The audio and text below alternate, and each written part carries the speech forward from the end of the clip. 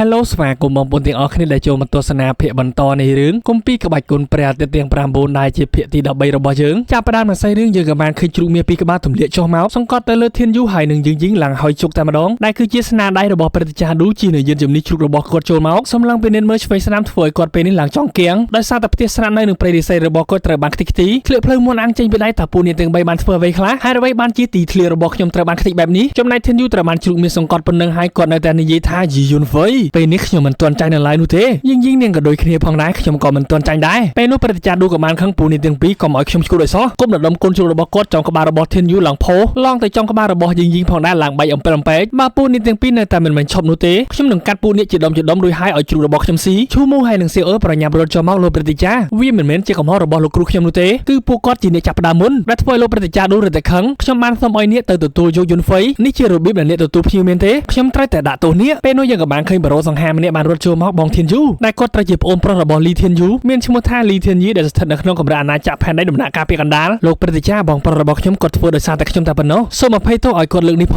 ងល្អពូនាងឆាប់និយាយមកតើមានរឿងអ្វីកើតឡើងឲ្យពិតប្រាកដធានយីគាត់ក៏បានប្រាប់ថាប្រហែលជាលោកព្រះចាស់បានឲ្យយុនហ្វៃចូលទៅកន្លែងពិភពទុយស្រមោលស៊ូគីពេលនោះធានយូគាត់ក៏បាននិយាយថាប្អូនប្រុសរបស់ខ្ញុំធានយូខ្សោយតាំងពីកុមារភាពមកម្លេះបើគាត់មិនបានចូលទៅកន្លែងពិភពទុយស្រមោលស៊ូគីមួយនោះខ្ញុំខ្លាចថាការដាំដុះធម្មពលខាងវិញ្ញាណរបស់គាត់ពេញមួយជីវិតមិនពេញលេញនោះទេប៉ុន្តែហេតុអ្វីបានជាអ្នកក្រាន់ដូចជាយុនហ្វៃអាចទទួលបានវាលោកព្រះចាស់ក៏បានស្ដីឲ្យថានិយាយឥតប្រយោជន៍កន្លែងរបស់យុនហ្វៃត្រូវបានសម្រេចចិត្តដោយនិកាយធានយានតើនេះហ៊ាននិយាយបែបនេះបានដោយរបៀបណាធានយីគាត់ក៏បានលើកឡើងបងប្រុសខ្ញុំមិនចង់បានកន្លែងមួយនោះទេពីព្រោះខ្ញុំមិនរឹងមាំគ្រប់គ្រាន់ដូច្នេះបងមិនអាចបន្ទោសអ្នកផ្សេងបានឡើយលោកព្រះចាស់បងប្រុសរបស់ខ្ញុំបានប្រព្រឹត្តដោយមិនប្រុងប្រយ័ត្នដើម្បីជាប្រយោជន៍ដល់ខ្ញុំសូមអភ័យទោសឲ្យគាត់ផងហើយខ្ញុំក៏សូមទោសចំពោះយុនហ្វៃផងដែរយុនហ្វៃក៏បានលើកដៃបានហើយបែរមកធ្វើការគោរពគូសមលោកព្រះចាស់ឌូពេលនេះខ្ញុំបានមកដូចដែលបានសន្យាដោយលោកព្រះចាស់ក៏បានគ្រវីក្បាលបន្តិចខ្ញុំពិតជាខ្មាស់អ៊ីនណាយុនហ្វៃក៏បានប្រាប់ថាខ្ញុំស្ម័គ្រចិត្តបោះបង់សិទ្ធិពិសេសក្នុងការចូលទៅកន្លែងពិភពទុយស្រមោលស៊ូគីដែលខាងនិកាយទានយានបានរៀបចំឲ្យខ្ញុំរៀបច្បងធានយីនិយាយត្រូវឱកាសត្រូវតែរកបានដោយកម្លាំងផ្ទាល់របស់ខ្លួនឯងហើយពូនេះអាចប្រកួតប្រជែងជាមួយនឹងខ្ញុំបានគ្រប់ពេលក៏វាដៃចេញបន្តិចខ្សែភេជាមួយនឹងកម្លាំងធម្មពលធ្វើឲ្យសោះទាំងអស់នៅទីនោះមិនហ៊ាននោះទេចំណាយធានយូក៏បានដឹង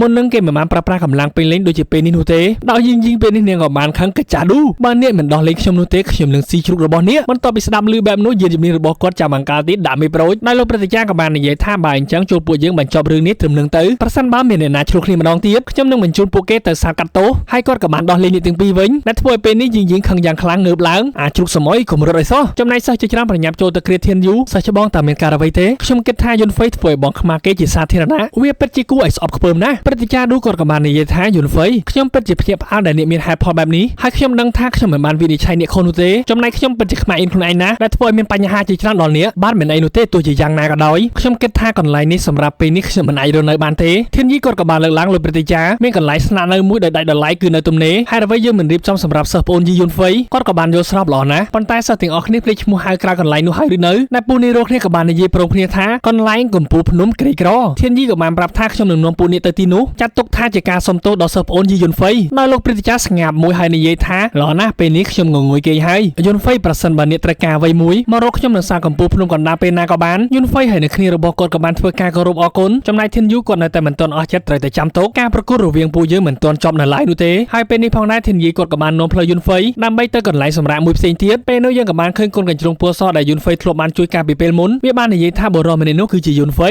មនុស្សម្នាក់នេះមើលទៅហាក់បីដូចជាធ្លាប់ស្គាល់វាអាចគឺជាគាត់ដែលបានជួយខ្ញុំនៅក្នុងព្រៃធានស៊ូគាត់ពិតជាមានអំណាចប្រលឹងដ៏មានឥទ្ធិពលបែបនេះហើយខ្ញុំនឹងតាមទៅមើលគាត់ឲ្យបានច្បាស់ដោយសកម្មភាពរបស់វាធ្វើឲ្យយុនហ្វៃក៏បានដឹងពីចំហាយធម្មពលបៃសាយដ៏ចម្លែកមួយបន្ទាប់ពីពួកគាត់បានធ្វើដំណើរមកដល់កន្លែងស្នាក់នៅធានយីបានប្រាប់ថាបើខ្វះខាតអ្វីពួកនេះអាចមករកខ្ញុំបានគ្រប់ពេលបញ្ចេញនៅអីវ៉ាន់មួយស្បោងទាំងអស់នេះគឺជាធនធាននៃការដាំដុះនិងឯកស្ថានសិស្សរបស់និកាយយើងសូមអ្នកទទួលយកទុកទៅយុនហ្វៃក៏បាននិយាយអរគុណម្ដងទៀតសម្រាប់ជំនួយរបស់អ្នកចំណែកសៀអឺពេលនេះឡើងវាយតែម្ដងលោកគ្រូមានត្រីគល់រៀងធាត់ច្រើនណាស់នៅទីនេះតើខ្ញុំគួរតែធ្វើស៊ុបត្រីសម្រាប់លោកគ្រូនៅក្នុងយប់នេះទេបន្ទាប់ពីស្ដាប់ឮបែបនោះធ្វើឲ្យអ្នកដែលបានដឹងឡើងខ្លាចរអាដែលធ្វើឲ្យនាងក៏បាននិយាយថាតើពួកនេះទាំងពីរគិតថាខ្ញុំចំអិនអាហារមិនឆ្ងាញ់មែនទេ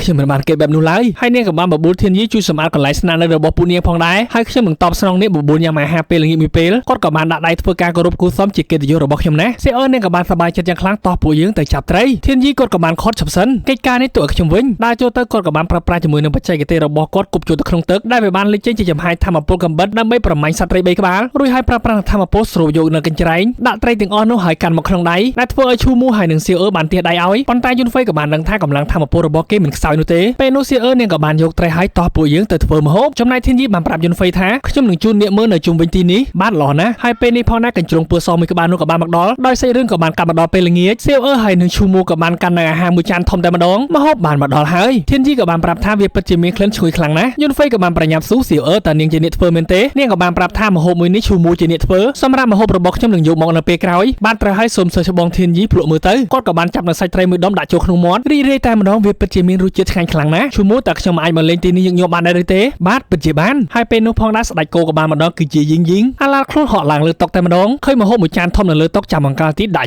់យកសូម្បីតែទឹកមួយដំណក់ក៏មិនឲ្យសល់ដែរគឺលើកហត់បន្ទាប់មកក៏បានហក់ចុះមកខាងក្រោមសួរថាតើវាមានទីដែរឬទេយុនហ្វេក៏បាននិយាយថាយីងនាងបានញ៉ាំមួយចានធំអស់ហើយតើនាងមិនគិតទុកឲ្យអ្នកផ្សេងញ៉ាំខ្លះទេឬនាងក៏បានបាយមកខ្ញុំនឹងធ្វើម្ហូបមួយមុខឲ្យនាងតើយល់ព្រមទេហើយតើផ្ទះបាយណែណាត្រូវជើងគ្នាតែម្ដងសៀអឺនាងក៏បាននាំផ្លូវទៅដោយធានយីដែលមិនដឹងការពិតក៏បាននិយាយថាឈូមូអ្នកពិតជាបានចំអិនម្ហូបល្អណាស់ដូច្នេះម្ហូបរបស់សៀអឺប្រកាសជាល្អជាងនេះយុនហ្វេក៏បានញញឹមគូសំហើយកិច្ចមុខតែម្ដងឈូមូក៏បាននិយាយថាបងយុនហ្វេតើពួកយើងគូតែរត់ទេមិនទាន់បាន30វិផងសម្លេងផ្ទុះក៏បានមកលើឡើងរងកើធ្វើឲ្យធានយីគាត់ក៏មានការភ្ញាក់ផ្អើលទៅមានរឿងអ្វីកើតឡើងវាអាចជាការវាប្រហារភាសាកម្ពុជាភ្នំទេឬយុនហ្វេពេលនេះមិនឡើងយកមុខទុកឯណានោះទេវានៅមិនទាន់អស់នោះទេវាអាចអាក្រក់ជាងនេះទៅទៀតពេលនោះផងណាកញ្ញាទាំងពីរក៏បានដើរចេញពីផ្ទះបាយផ្សែងឡើងខ្មៅកាន់តែអាហារនៅក្នុងដៃដែលបានគ្រប់ទុកយ៉ាងល្អយុនហ្វេក៏បានប្រាប់ថានេះទាំងអស់គ្នាខ្ញុំទើបតែនឹកឃើញដោយសារតែខ្ញុំទើបតែមកដល់ទីនេះខ្ញុំមិនទាន់ទៅធ្វើការគោរពចាស់ទុំនៅកម្ពុជាភ្នំផ្សេងនោះទេដូច្នេះពេលនេះខ្ញុំសូមរំលងអាហារមួយពេលនេះហើយសូមសោះច្បងធានយីថែរក្សាខ្លួនពីចុងភៅទាំងពីរនាក់នេះដោយឈូមូគាត់ក៏មិននៅនោះដែរប្រញាប់ទៅតាមយុនហ្វេនេះទាំងពីររត់ហើយនៅឡើយតែធានយូសៀវនាងក៏បានអូដៃគាត់ឲ្យអង្គុយចោះញ៉ាំអាហារ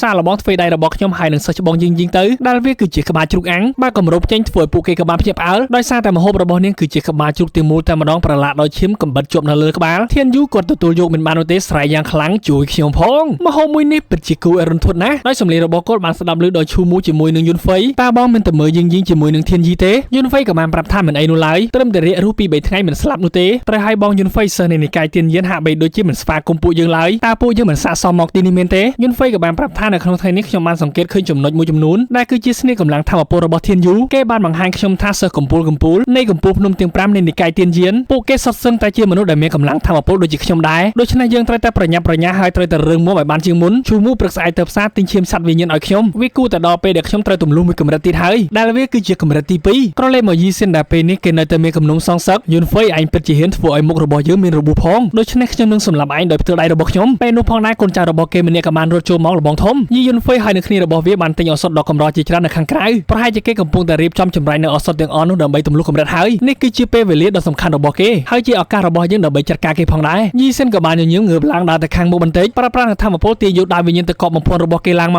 កហើយមិនក៏បាននិយាយថាលបងគ្រាន់តែប្រដៅយុនហ្វេហេតុអ្វីបានជាប្រើប្រាស់ដៅមួយនេះវាគឺជាកំណំទ្រព្យនៃកម្ពុជាភ្នំទឹកយើងយីសិនក៏បាននិយាយថាប្រដៅគេគឺខ្ញុំចង់សម្លាប់គេទៅវិញនោះទេក្រឡេកមកឈូមូដែលពេលនេះគាត់ក៏បានស្រែកហៅយុនហ្វេខ្ញុំបានត្រឡប់មកពីផ្សារវិញហើយបន្ទាប់ពីគ្មានអ្នកណាឆ្លើយតបគាត់ក៏បានគិតថាតើពួកគាត់ទៅឯណាពេលនោះគាត់ក៏បានស្ដាប់ឮពីសំឡេងរបស់សៀអឺចេញពីផ្ទះបាយឥឡូវនេះក្តៅគ្រប់គ្រាន់ហើយឬនៅឈូមូក៏បានសម្រេចចិត្តទម្លុះទ្វារចូលទៅព្យាបាលបន្តិចសួរថាតើនាងកំពុងតែធ្វើអ្វីដែលពេលនោះផងដែរនាងកំពុងតែដុតភ្លើងថែមអស់អ្នកដែលនៅក្នុងឆ្នាំងគឺជាយុនហ្វេខ្ញុំកំពុងតែស្ងោរលោកគ្រូនៅក្នុងឆ្នាំងដែរគាត់បាននិយាយថាត្រូវការភ្លើងឲ្យខ្លាំងឈូមូក៏បានភ្ញាក់ផ្អើលដោយសារតែពេលនេះយុនហ្វេកំពុងតែស្រូបយកនូវចំហាយធម្មពលភ្លើងទៅក្នុងខ្លួនបងយុនហ្វេតើបងមិនឆ្អិនមែនទេគាត់ក៏បានប្រាប់ឈូមូឲ្យចាក់ឈាមសុទ្ធទាំងអស់ចូលមករួចហើយនេះទាំងពីរចេញទៅខាងក្រៅដើម្បីយាមការពារខ្ញុំត្រូវតែចាំថាកុំឲ្យនរណាម្នាក់ចូលមកឲ្យសោះបើមិនដូច្នោះទេធម្មពលខាងវិញ្ញាណរបស់ខ្ញុំនឹងបញ្ច្រាស់ហើយខ្ញុំនឹងផ្ទុះខ្លួនស្លាប់ដោយឈូមូក៏បានធ្វើតាមបញ្ជារបស់យុនហ្វេចាក់ឈាមសុទ្ធទាំងអស់ចូលទៅក្នុងឆ្នាំងដែររួចហើយនេះទាំងពីរក៏បានចេញទៅខាងក្រៅចំណែកយុនហ្វេព្យាយាមទប់យ៉ាងខ្លាំងខ្ញុំនឹងថាអធិរាជឋានស៊ូមិនគូយំនោះទេប៉ុន្តែទឹកភ្នែករបស់ខ្ញុំក៏បានហូរដោយសារតែវាឈឺចាប់ពេកក្រឡេកមកខាងក្រៅទៅមុខនេះទាំងពីរពេលនេះហាក់បីដូចជាសាច់ការតែម្ដងជាមួយអាវុធរបស់ពួកគាត់នៅក្នុងដៃរៀងខ្លួនមិនថាមានរឿងអ្វីកើតឡើងនោះទេពួកយើងត្រូវតែការពារបងយុនហ្វេចាស់ត្រូវហើយបើមានអ្នកណាហ៊ានចូលមកខ្ញុំនឹងសម្លាប់គេចោលរយៈពេលមួយសន្ធុកក៏បានកន្លងផុតទៅយើងក៏បានឃើញកញ្ជ្រោងពណ៌សកំពុងតែពំនៅជើងជ្រូកហើយវាបានរត់កាត់មុខនេះទាំងពីរនោះគឺជាអាហារសម្រន់របស់ខ្ញុំដែលបានទុកសម្រាប់ពេលថ្ងៃឈូមូក៏បានប្រាប់ថាជើងជ្រូកមួយនោះមិនសំខាន់នោះទេអ្វីដែលសំខាន់គឺជាកញ្ជ្រោងតូចពួកយើងត្រូវតែចាប់វាឲ្យបានចំណែកយុនហ្វេក៏បាននឹងដូចគ្នាផងដែរខ្ញុំមានអារម្មណ៍ពីចំហាយធម្មពលបីសាយម្ដងទៀតហើយដោយសៀអឺហើយនឹងឈូមូនៅតែបន្តដេញចាប់កូនកញ្ជ្រោងដែលពំនៅជើងជ្រូករបស់នាងរត់ដេញចុះដេញឡើងវាក៏បានឆ្លើយច្រកមកកូនកញ្ជ្រោងតូចរបស់ខ្ញុំប៉ុន្តែវាមិនព្រមឲ្យចាប់ដោយងាយនោះទេហក់គេចពីឈូមូផុតក៏បានចូលទៅក្នុងរង្វង់ដៃរបស់សៀអឺនឹងហើយកូនកញ្ជ្រោងតូចមួយក្បាលនេះគឺជារាងកាយខ្លួនរបស់បីសាច់កញ្ជ្រោងពេលនេះខ្ញុំមានអារម្មណ៍ថាពួកគេមិនធ្វើបាបខ្ញុំនោះទេដោយសារតែសៀអឺបានប្រាប់ថាកុំខ្លាចអីខ្ញុំនឹងចិញ្ចឹមនាងត្រូវហើយចាប់ពីពេលនេះតទៅពួកយើងលេងអបសុកទៀតហើយប៉ុន្តែកូនកញ្ជ្រោងក៏បានគិតថាពួកមនុស្សពិតជាគួរឲ្យស្អកពើមណាស់តើពូនេះចង់ឲ្យខ្ញុំធ្វើជាទាសករម្ដងទៀតមែនទេពេលនោះវាក៏បានខំរៀមដៃរបស់សៀអឺក្រឹបពួកមនុស្សឈប់លាក់ពុតទៀតទៅឆាប់បង្ហាញចរិតពិតរបស់អ្នកមកសំឡងទៅឃើញសៀអឺបាននិយាយថាកុំខ្លាច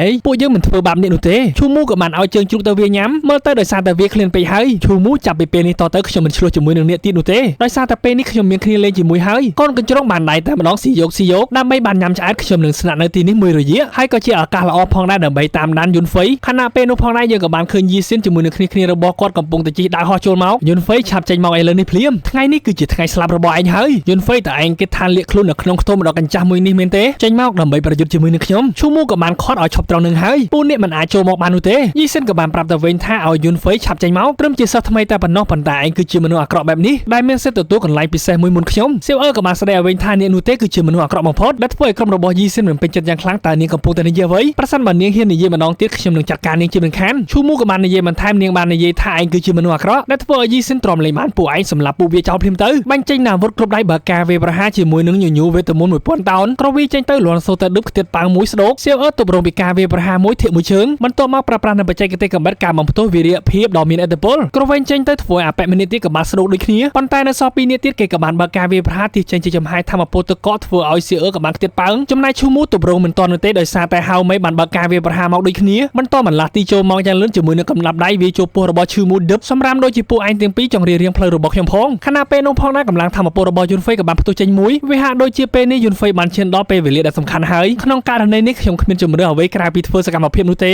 ស្រូបទាញយកនៅដៃវិញ្ញាណទឹកកករបស់គេចូលមកក្នុងដៃកាប់វាប្រហារចូលទៅជាចំហាយធម្មពលប្រឡាទឹកកកជាច្រើនដែលធ្វើឲ្យឈូមូទប់រងមិនអស់នោះទេហើយចំហាយធម្មពលប្រឡាទឹកកកទាំងអស់នោះក៏បានចាក់ទម្លុះចូលមកខាងក្នុងដោយយុនហ្វៃគាត់នៅតែមានការព្រួយបារម្ភពីសៀវអឺហើយនឹងឈូមូព្យាយាមប្រើប្រាស់នៅកម្លាំងរបស់គាត់ដើម្បីទម្លុះកម្រិតឲ្យបានសម្រេចរហូតធ្វើឲ្យខ្សែឈាមក៏បានច្រាខ្ជិះឈាមចេញពីមាត់ក្រឡេកមកខាងក្រៅវិញពេលនេះឈូមូហើយនឹងសៀវអឺបានរងរបួសពេករាងកាយនាងនៅតែនិយាយថាពួកឯងមិនអាចចូលបាននោះទេប៉ុន្តែយីស៊ិនគេមិនខ្វល់នោះឡើយចាប់បញ្ចូលនៅចំហាយធម្មពលទៅក្នុងដៃទឹកកករបស់គេយុនហ្វៃខ្ញុំនឹងបញ្ជូនពួកឯងទៅឋានរੂយាកាប់ពេញមួយទំហឹងវាក៏បានលេចឡើងជាមួយនឹងចំហាយធម្មពលដៅឡើងប៉ុណ្ណាណីសម្រាប់អ្នកទាំងអស់គ្នាចង់ទស្សនាភាពបន្តភ្លាមមានដល់ភាគទី19អាចចូលជាសមាជិកកូនគោរព VIP របស់ Admin បានសម្រាប់តម្លៃមិនថ្លៃនោះទេត្រឹមតែ$1តែប៉ុណ្ណោះបងប្អូនទាំងអស់គ្នានឹងអាចទស្សនាការសម្រាយរឿងរបស់ Admin ប្រចាំថ្ងៃបានតែម្ដងចាប់អារម្មណ៍ link Telegram នៅក្នុង comment អាចឆានមកបានគ្រប់ពេលហើយសាច់រឿងភាគទី13របស់យើងក៏ត្រូវបានបញ្ចប់ដូចគ្នាដោយរាល់ដងសូមអធិស្ឋានរាល់កំហុសខុសឆ្គងដែលបាននិយាយឡើងសម្រាប់ពេលនេះ Admin សូមជម្រាបលាបាយបាយ